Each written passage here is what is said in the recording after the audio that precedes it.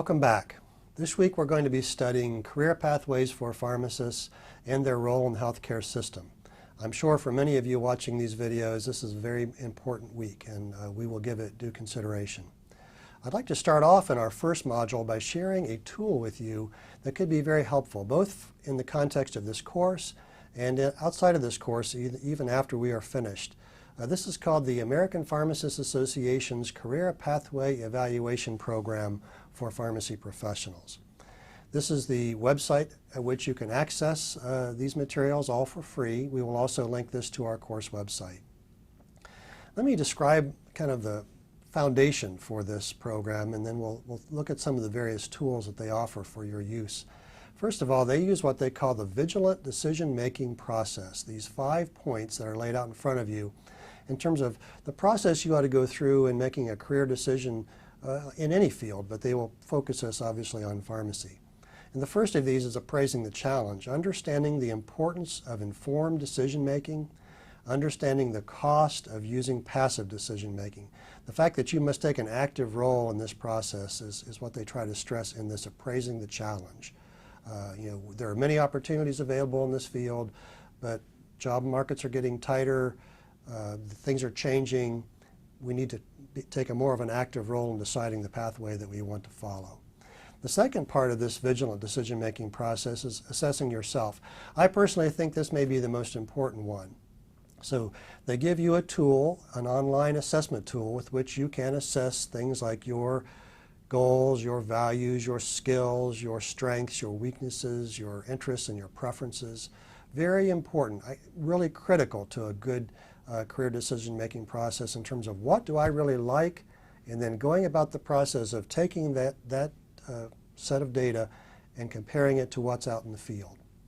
The third is surveying alternatives, and there are many of them. We're going to see many of them here today, and you're going to learn about many others in the course. So understand that there are lots of alternatives, which is good, but there's a need for us to be active in terms of looking through those to make an informed decision. The fourth aspect is evaluating these alternatives, collecting more data, both positive and negative about the things that you're learning, and then comparing your own self-assessment against those things you're learning to see how well they match.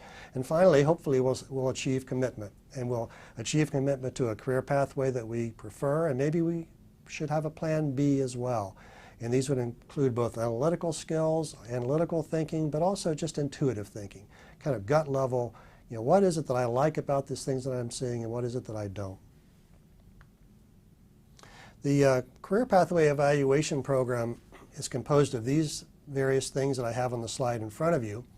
They provide a nice briefing document that has information that you might want to take a look at. It has, for example, 2 pages of career options in the field. It lists all of the critical factors that we're going to talk about here today, 48 of them, which are used in self-assessment. It also takes you through some exercises about your own decision-making processes. Am I a thinker or a feeler or a doer? And understanding that there are strengths for all of those, but there can be weaknesses if we focus on one specific aspect as well.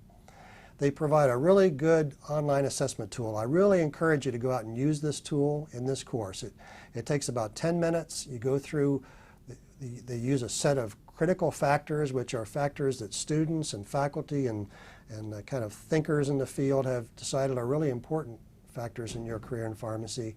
And you assess yourself on these various critical factors, and that will be used as a tool to filter out and to kind of compare against career options that you'll be studying.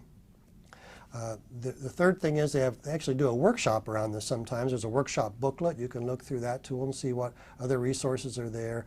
They have follow-up materials, and then they have career option profiles. Really important. I'm going to kind of highlight those profiles for you here in just a few minutes.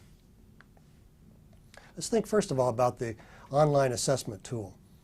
As I mentioned to you already, this program has what they call critical factors, 48 of them that we will use to assess ourselves. I've given you on the next 2 slides just a sampling of those. Things like helping people. How much pressure or stress can I handle in my job? What kind of work schedule would I be happy with? Income, how important is that to me? Geographic location. Professional prestige, interacting with colleagues. Travel, how much do I want to travel on my work? working with teams, and presentations. So there are actually more of these. There are 48 in total.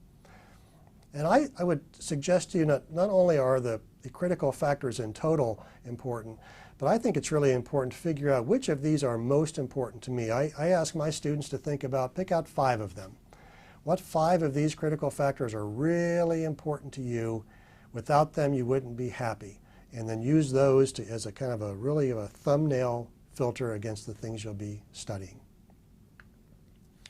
This picture is, and I've got a hard copy of this in my hand, is what they call the Your Results page. So when I took this online assessment, then it spit out these results for me. And you'll see that you may not be able to read this. I will tell you that they will tell various careers that seem to match my responses best.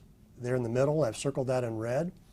Just below it are the careers that seem to match my most important critical factors best. And in that middle part that's circled in red, they say that for me, based on the way I responded, these things are some things I should look at. Kind of interesting. First was academia, clinical practice. Second was academia, economic, social, and administrative sciences. Third was academia, pharmaceutical sciences. So it's interesting. Here I sit in an academic position. Sounds like I made the right decision along the way, because those things pop up tops on my list in terms of at least my match in terms of the way I assess myself. They also mentioned some things like pharmacy benefit management, contract research organization, and government or federal pharmacy. And I'm going to share one of those with you here in just a minute. So the online career assessment tool is easy to do. It gives you this document, which is a place to start, I think, in terms of looking at some careers in this field that may be helpful. And I know that there are people watching this video who maybe are pre-pharmacy students. This could be helpful in terms of understanding what lies ahead of you. I know that there may be some who are already in pharmacy school or maybe are already pharmacists. This may help you broaden your own outlook in terms of what is available in the field. And there are probably just healthcare consumers who are interested in this topic watching. This will help you better understand what pharmacists do. It's much broader than we have a kind of a gut understanding of. So I want to talk next about these career option profiles, which I think can be helpful to you. And I'm going to actually go through the next series of slides that will outline all of them. There are 24 of these career option profiles that are available on that website I shared with you at the beginning of the module. And these are important. I think that they are just several pages of information that can help you sort through a variety of different careers in the field and to begin that process of your vigilant decision making.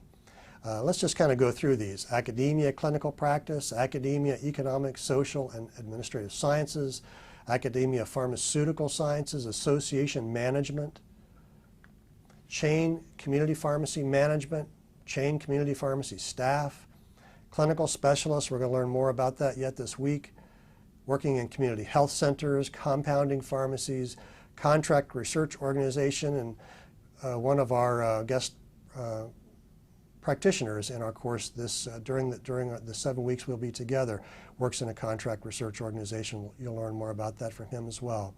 Corporate management, government and federal pharmacy, home health care, hospital pharmacy management, hospital pharmacy staff, independent community pharmacy practices, long-term care, mail service, managed care, medical communications and drug information, nuclear pharmacy, pharmaceutical industry, being a medical liaison. You'll learn more about that with some of our guests. Pharmaceutical industry research and development. Again, our guests can speak to that. And pharmacy benefits management.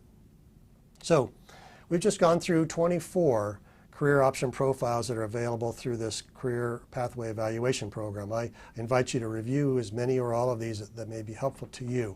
I'm going to give you an example of how they may be helpful by looking at one of them. I told you in my self-assessment, they pointed out that a career in government or federal pharmacy might be something that I would want to consider based on the way I assess myself and my most important critical factors. So I have in front of you kind of an outline of what you'll find in these profiles. I have a couple of pages from this particular profile, the government and federal pharmacy one, that I'm going to read a few things to you from. But all of these profiles have some background information about this field. They all have characteristics of the survey respondents who kind of comprise the data that they will share with you in this profile. They have an insider's perspective on things like what aspects of the job are most appealing from people who work there, what aspects are least appealing, and what advice would they give to you to go there. And then they give critical factors ratings for all those 48 things that we've just talked about. So if, let me give you an example. One of my top critical factor would be autonomy. So, I like to have autonomy in the way I work. So for me, I would like to look at things like autonomy and all these and see how the people in the field rate them. Let me read a couple of things to you from this government federal pharmacy. In the background section, they say this: pharmacists in government or federal pharmacy are employees of local, state, or federal government agencies. These could include government units such as municipal health clinics, state Medicaid agencies, the Department of Veterans Administration or VA, branches of the U.S. military including the Army, Navy, and Air Force, the U.S. Public Health Service, and other related organizations. The Public Health Service oversees a number of other groups including, but not limited to, the Coast Guard, the Centers for Disease Control and Prevention. We'll talk about them several times during this course. The Food and Drug Administration, FDA, obviously we'll spend some time thinking about them. Health Resources and Services Administration, and the Indian Health Service and National Institutes of Health. Opportunities for pharmacists in government are varied and cover a wide scope of practices including clinical, research, and administrative roles. One respondent from Maryland stated, "In the Public Health Service there is immense diversity of responsibility and experience." Another from California stated that one needs to be able to view the bigger picture beyond just pharmacy. Finally, another respondent from Pennsylvania stated that government/federal pharmacists have diverse duties that allow them to constantly use their education and be creative. So, as an example of those 24 career option profiles that you can access, this is the kind of background information they give you and more. They also give us this insider's perspective. So let me read a few quick things to you. What aspects of the job are most appealing to you, you respondents in government/federal pharmacy?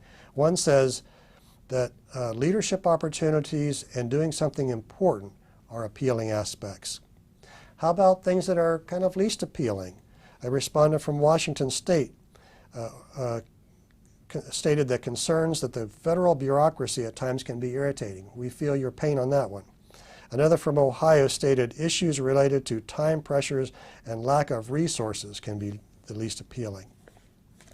So I invite you to use these career option profiles. They give you a quick summary of these different fields and allow you to continue on that decision-making process.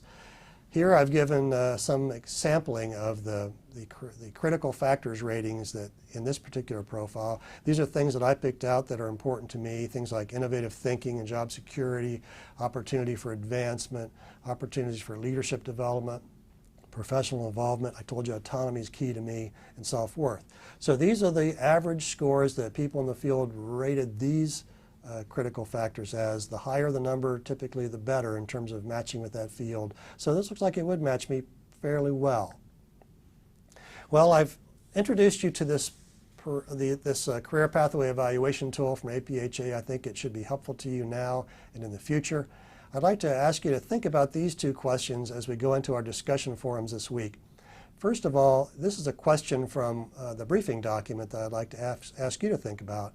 And that is, what led you to pharmacy? Think about why it is you're interested in this course, why it is you may be interested in this field, and use that as kind of a template to think about the career decision-making pathway that you might want to pursue. And then also, what can you do to be vigilant toward reaching your goals in this profession? This has been a good start for us, and we'll continue thinking about career pathways for pharmacists and their role in the healthcare system as we move along this week. Thank you.